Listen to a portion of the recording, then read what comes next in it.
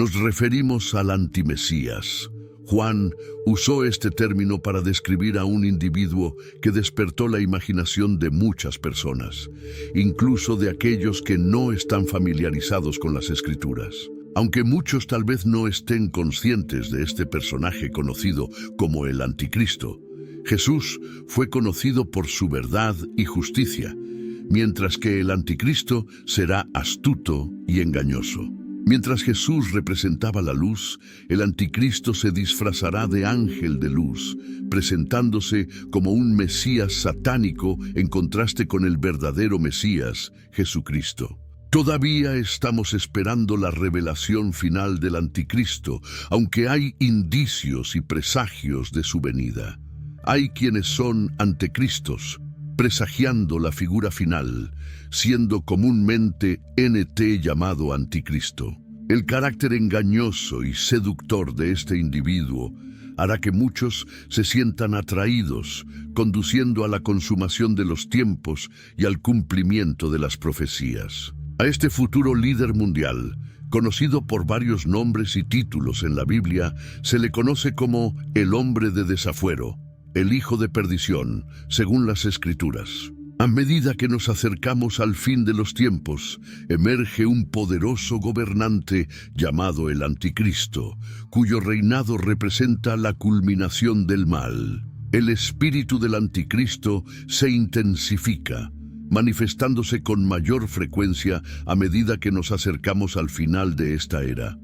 Juan, en sus visiones, describe a este ser como una bestia, diferenciándolo del mismo Satanás, representado como un dragón. Este antagonista supremo, también conocido como el gran dragón, el diablo y Satán, engaña y seduce a toda la humanidad, siendo acompañado por sus ángeles caídos. A lo largo de la historia, la humanidad muchas veces se ha rendido a la imagen de los líderes políticos, brindándoles la adoración y la deferencia que solo Dios merece. El Anticristo, descrito como alguien excepcionalmente carismático y elocuente, será visto como muy atractivo, llevando a muchos a inclinarse ante su influencia.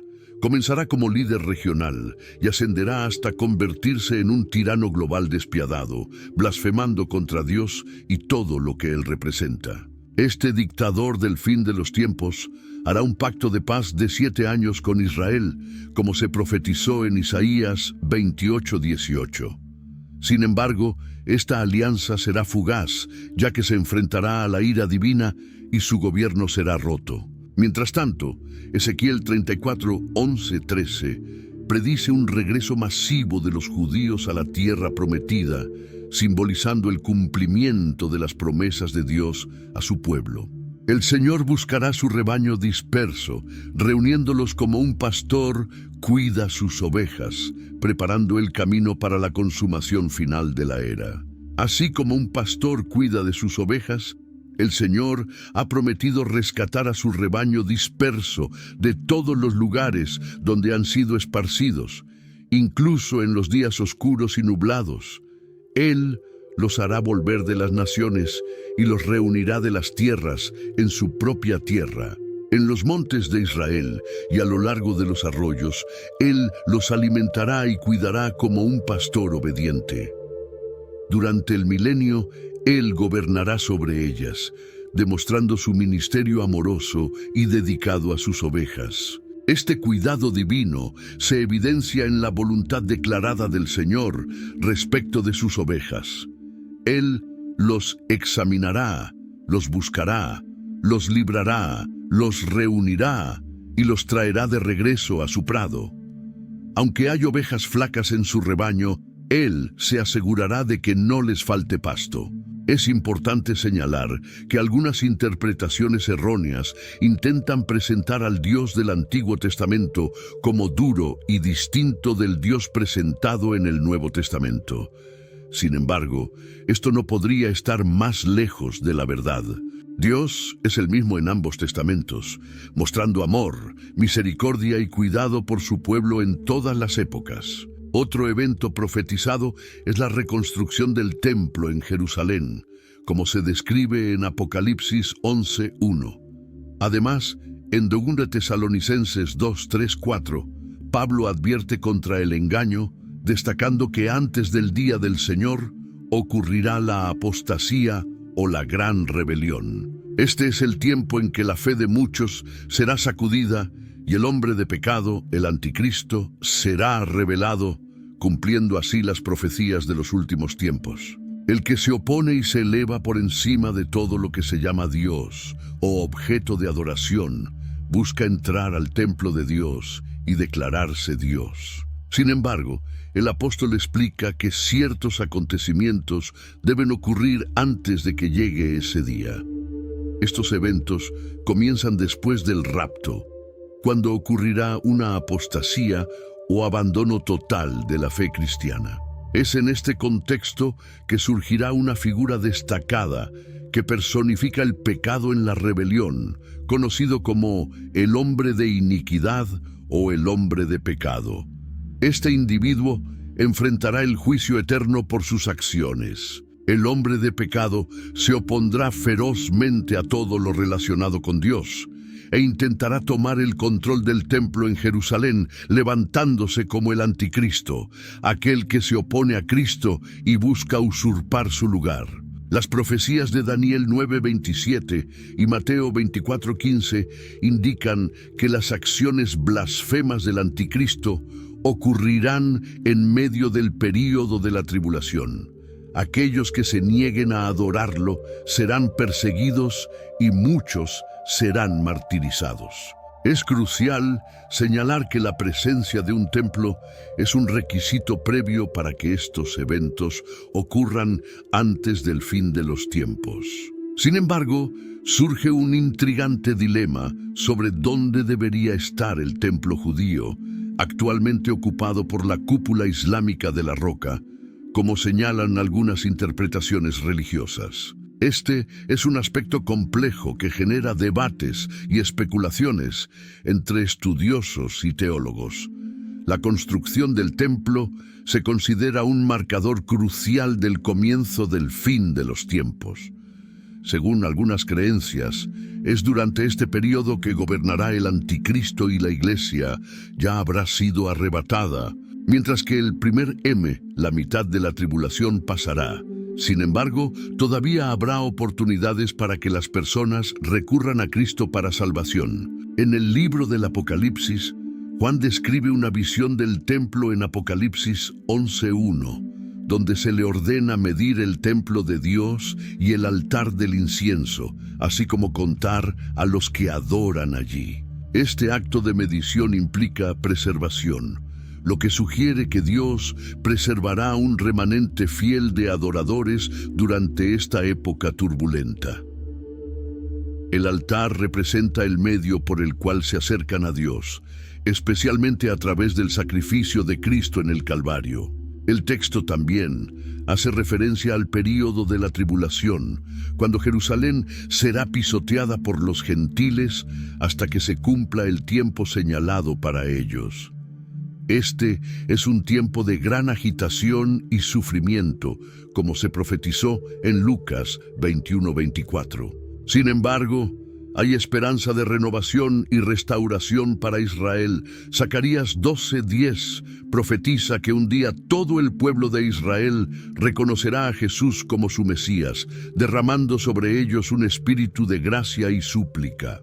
Esta transformación espiritual será profunda, marcada por un profundo lamento por el sufrimiento causado al Mesías. Jeremías 33:8 y Ezequiel 11:17 refuerzan la promesa de la restauración de Israel, donde Dios promete limpiar a su pueblo de sus transgresiones y reunir a los que fueron esparcidos de regreso a su tierra. Ezequiel 11:18-19 habla de la transformación interior que ocurrirá entre el pueblo de Israel, donde Dios quitará sus corazones de piedra y los reemplazará con corazones de carne, receptivos a su voluntad. Estas profecías señalan un tiempo de obediencia a los mandamientos de Dios durante el milenio, cuando la paz y la justicia reinarán en la tierra. Es un periodo de esperanza y restauración, donde finalmente se cumplirá el plan redentor de Dios para Israel y toda la humanidad. Cuando Jesús, el Mesías, gobierne sobre Sión e Israel, sea restaurado en su fe, recibiendo un nuevo corazón humano, este reflejará el corazón de Dios. Originalmente fuimos creados para amar la justicia y vivir en armonía con Dios y los demás. Sin embargo, el don del libre albedrío nos otorga libertad de elección, tal como lo ejercieron Adán y Eva en el jardín del Edén. Dios quiere que elijamos amarlo y servirlo, pero cuando nos negamos a seguirlo, nuestros corazones, inicialmente diseñados para conectarse con Él, endurecerse. Estos corazones rebeldes son semejantes a piedras, se resisten al arrepentimiento, aman a Dios y se deleitan en hacerlo feliz. Romanos 11:26. Sin embargo, hay esperanza incluso para los corazones más endurecidos. Según las Escrituras, llegará un momento en que todo Israel, es decir, todos los judíos que hayan puesto su fe personal en Jesús como el Mesías, serán salvos. Esto se describe como el Mesías que viene de Sión para eliminar la maldad de Jacob.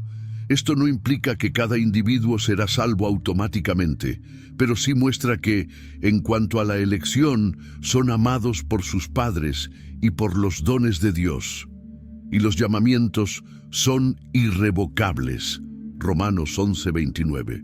La cuestión de los 144,000 mencionados en el libro de Apocalipsis también es intrigante. Este grupo se menciona por primera vez después de la apertura de 6 sellos.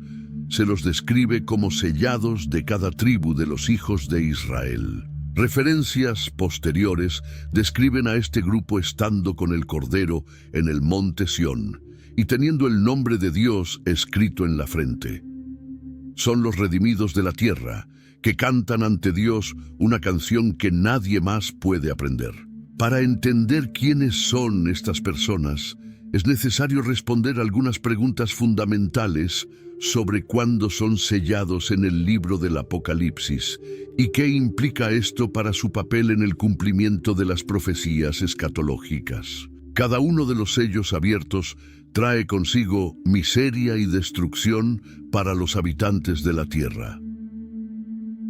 Estos acontecimientos están simbolizados por la aparición de 4 caballos, representando falsos profetas, hambrunas, guerras y pestilencias, seguidas de una inquisición religiosa que resulta en la muerte de los fieles cristianos. Cristo profetizó estos eventos como parte de la Gran Tribulación, un periodo de dificultad sin precedentes que ocurrirá debido al mal gobierno de la humanidad y los esfuerzos de Satanás por destruir a la humanidad. Jesús describió este tiempo como el más terrible desde el principio del mundo y dijo que si no fuera acortado, ninguna carne se salvaría, sino que a causa de los escogidos, estos días serán acortados. Mateo 24, 21, 22. Según el libro del Apocalipsis, la aparición de los 144,000 ocurrirá después de la tribulación y antes de la ira de Dios. En Apocalipsis 7:1-3 se explica que los 4 ángeles, listos para traer la protección divina a la tierra, se les ordenó no dañar la tierra hasta que este grupo específico de personas hubiera sido sellado. Esto sugiere que los 144,000 serán individuos que sobrevivan a la gran tribulación, no necesariamente santos fieles que vivieron y murieron a lo largo de épocas pasadas. En los últimos días muchos irán a Jerusalén a adorar a Dios, como se profetizó en Miqueas 4:2. Esta profecía indica que personas de todas las naciones vendrán a Jerusalén para aprender acerca de Dios. Dirán: «Venid, subamos al monte del Señor, a la casa del Dios de Jacob, para que nos enseñe sus caminos y andemos por sus sendas». Esto sugiere un periodo de gran instrucción espiritual y devoción, donde se proclamará la ley y la palabra del Señor. De Jerusalén, Para entender cuándo se cumplirá esta profecía, es importante considerar el contexto en el que fue escrita.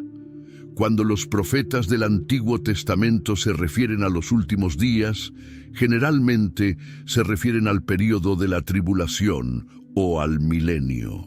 En Miqueas 4, el enfoque cambia del tema del juicio en los capítulos anteriores a un tema de la victoria futura en Jerusalén. Cuando Dios reinará, Miqueas 4:3 sugiere que durante el milenio, personas de muchas naciones vendrán al monte del Señor para aprender acerca de Él y seguir su ley. Esto coincide con el reinado del Mesías en Jerusalén durante el milenio. Es crucial entender que el hecho de que personas de todas partes del mundo viajen a Jerusalén durante el milenio no implica necesariamente que todos deban hacerlo. Es más probable que durante este período, las personas tienen la libertad de adorar al Señor desde cualquier parte del mundo.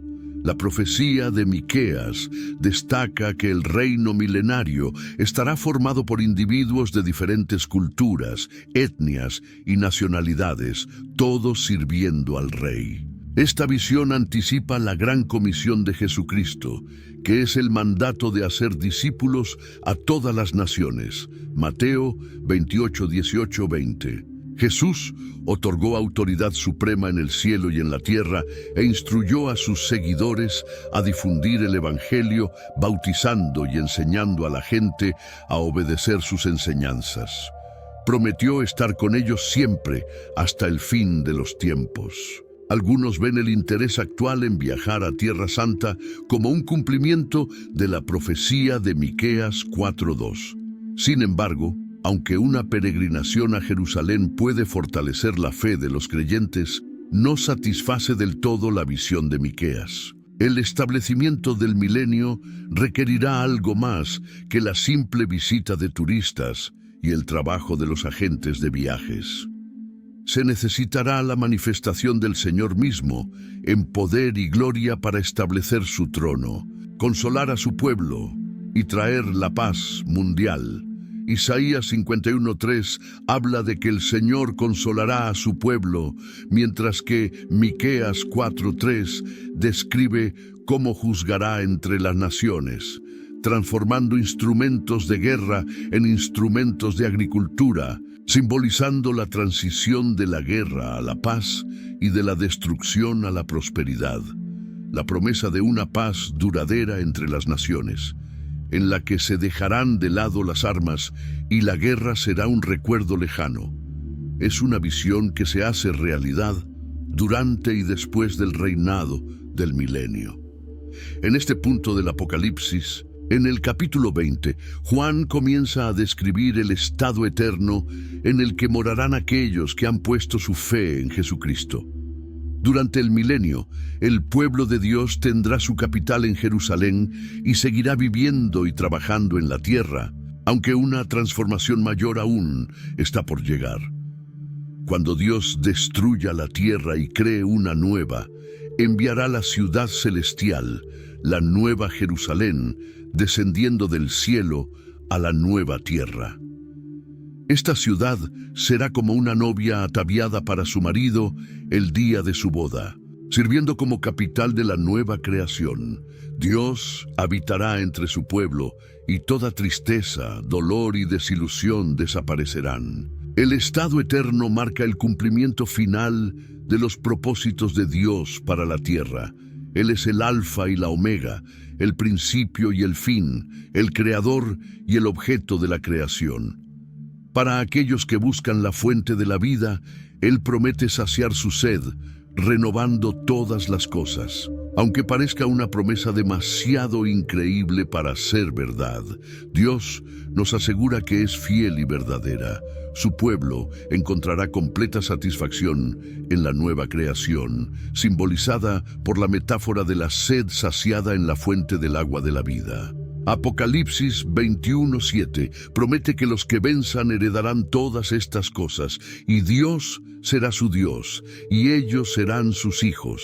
Esta es la esperanza de todos los que se salvan, vivir algún día en la plenitud de la nueva creación, donde la paz, la alegría y la comunión con el Creador serán eternas. Sin embargo, para el cristiano que está plenamente comprometido con la causa de Cristo, el que vence, hay una recompensa aún mayor reservada. Dios morará con él con una intimidad aún mayor, similar a la relación entre un padre y su hijo. Por otro lado, la suerte de los cobardes, incrédulos, abominables, asesinos, fornicarios, hechiceros, idólatras y todos los mentirosos será en el lago de fuego y azufre, que es la muerte segunda, como se describe en Apocalipsis 21:8. Dios tiene planes de traer una serie de cambios a la vida tal como la conocemos actualmente. Juan se refiere a las lágrimas, el dolor y la tristeza como cosas del pasado, aspectos de la vida cotidiana que están destinados a quedar obsoletos. En el nuevo mundo que Dios prepara, los seres humanos ya no necesitarán secarse sus propias lágrimas y la muerte ya no será un problema. Traerá más tristeza. El último enemigo, la muerte, será completamente destruido. Apocalipsis 24 describe la visión de Juan de los tronos, donde se sientan los que fueron martirizados por causa de Jesús y la palabra de Dios. No adoraron a la bestia ni a su imagen, ni recibieron su marca en la frente ni en las manos. Estos santos han resucitado y reinarán con Cristo por 1000 años. Juan vislumbró el futuro, donde todas las cosas serán hechas nuevas. Esta es una invitación a entrar libremente en un mundo totalmente nuevo, donde la salvación se da gratuitamente, aunque le haya costado todo a Cristo. Sin embargo, solo aquellos que hayan aceptado la salvación experimentarán el cielo y la tierra nuevos. Aquellos que rechazaron a Cristo enfrentarán el castigo de ser arrojados a las llamas del lago de fuego. Sin embargo, la realidad opuesta perdurará eternamente, y la única manera de evitar el infierno es abrazar a Jesucristo.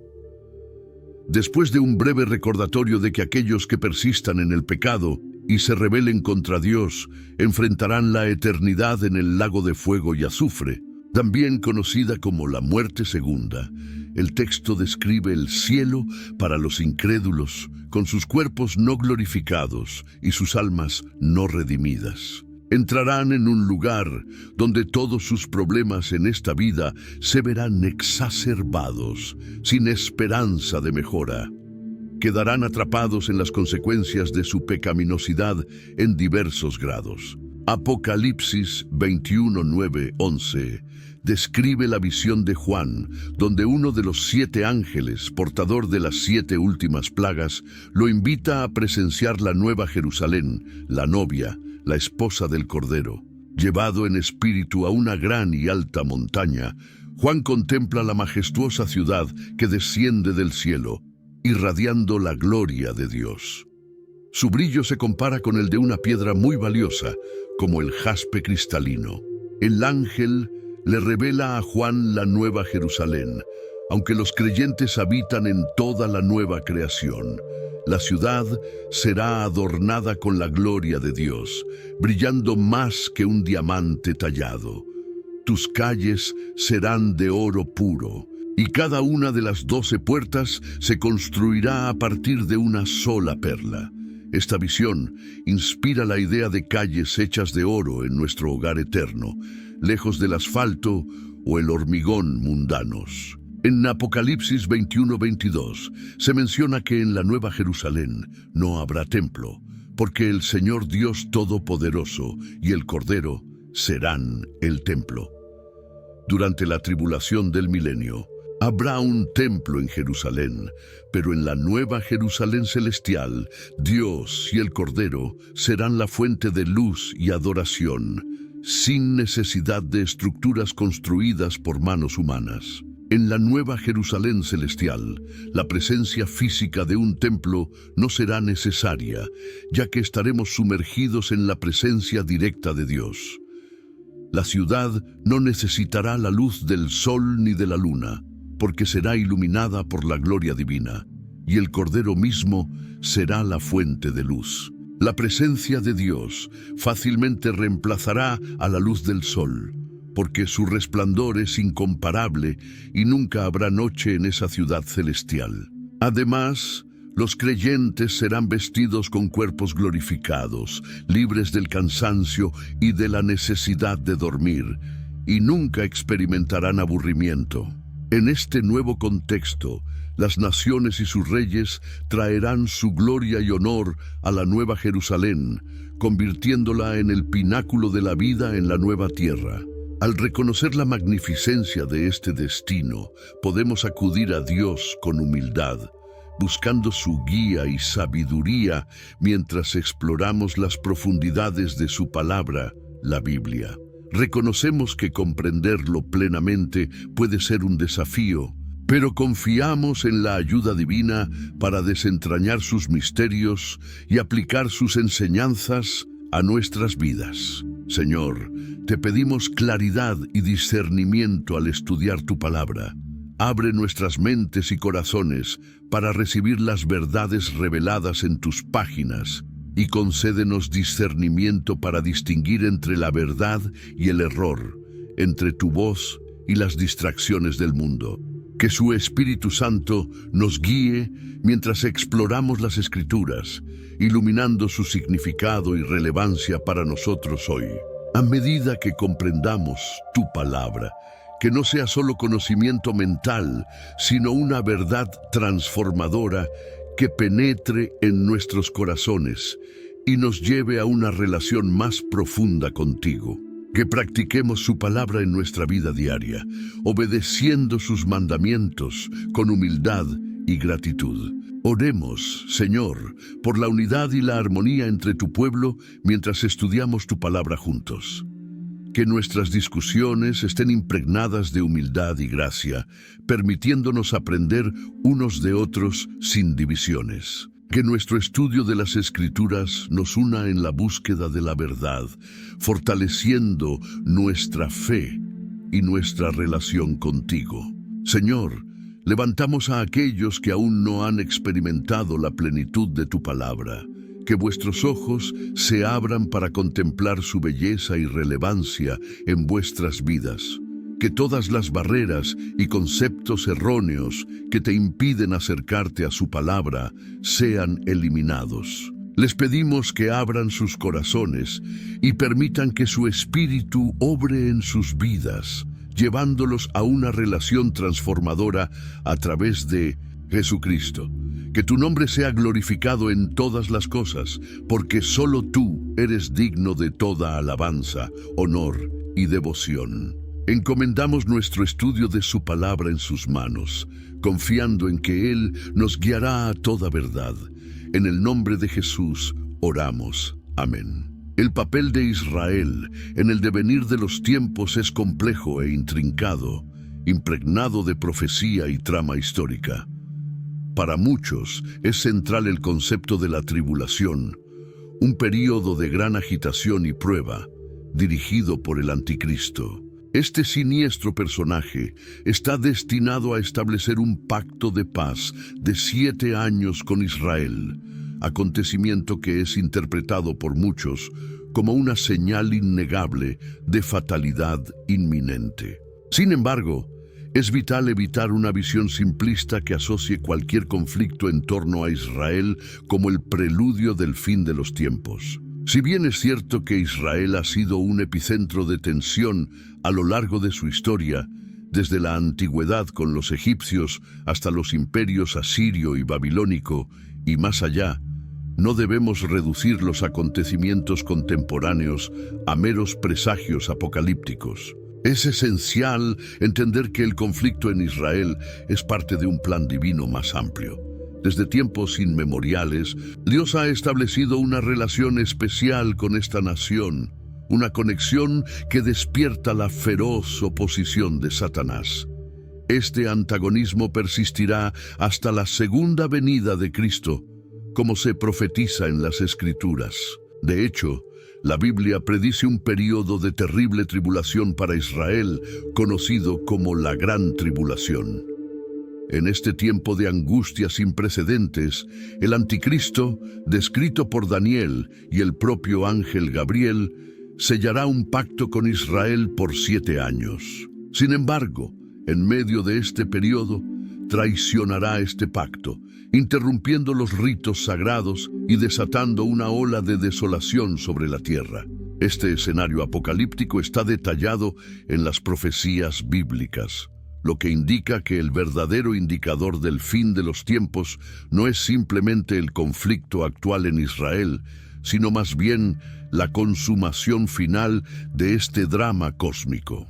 Por lo tanto, mientras observamos cautelosamente los acontecimientos en Tierra Santa, debemos permanecer vigilantes y atentos a señales más profundas que apunten al cumplimiento de las profecías divinas. Durante la semana, como se predijo, cesarán los sacrificios y las ofrendas, lo que desencadenará un período de hostilidad contra Israel. Este hombre, conocido como el Anticristo, interrumpirá los rituales sagrados, adoptando una postura antagónica hacia el pueblo elegido de Jehová. De acuerdo con las profecías, en el templo se erigirá una abominación, una imagen idólatra que exigirá adoración. Este acto impío, descrito tanto por Daniel como por Jesús, será una señal para que los sabios disciernan, advirtiendo de la llegada de la gran tribulación. Durante esta última mitad de la semana, conocida como la Gran Tribulación, la persecución alcanzará su punto máximo. El príncipe romano, identificado como el causante de la desolación, enfrentará su propia ruina, tal como lo predicen las Escrituras. El Apocalipsis nos habla de la captura y derrota del Anticristo, junto con el falso profeta, cuyos engaños llevaron a muchos a seguir a la bestia y adorar su imagen. Estos dos serán arrojados vivos al ardiente lago de fuego, cumpliendo así la justicia divina. Este pacto de 7 años, que completa las profecías de 70 semanas para Jerusalén y su pueblo, está marcado por el término muchos, una clara alusión a Israel. La culminación de este período traerá consigo la consumación decidida, cuando todas las piezas proféticas encajen en su lugar, conduciendo a la revelación final del plan divino para la redención de la humanidad. En contraste con una referencia genérica a un grupo, el texto hebreo antiguo habla de un pacto con muchos. Jesús, al mencionarla como abominación desoladora, destacó su importancia como signo distintivo de la gran tribulación. Pablo, en 2 Tesalonicenses 2, 3, 4, también aludió a la idolatría del próximo príncipe. Advirtió que nadie debe dejarse engañar ni conmocionarse, ya que el día del Señor no llegará antes de la apostasía, la gran rebelión, caracterizada por el abandono de la fe por parte de los cristianos profesos. En este contexto se revelará el hombre de pecado, el anticristo, el destinado a la destrucción, que se opone y se exalta sobre todo, proclamándose incluso Dios en el templo de Dios. Vale la pena resaltar el verdadero significado del término anticristo. La palabra Cristo deriva del griego Christos, equivalente a la palabra hebrea Mashiach, de donde proviene Mesías. Por lo tanto, cuando hablamos del anticristo,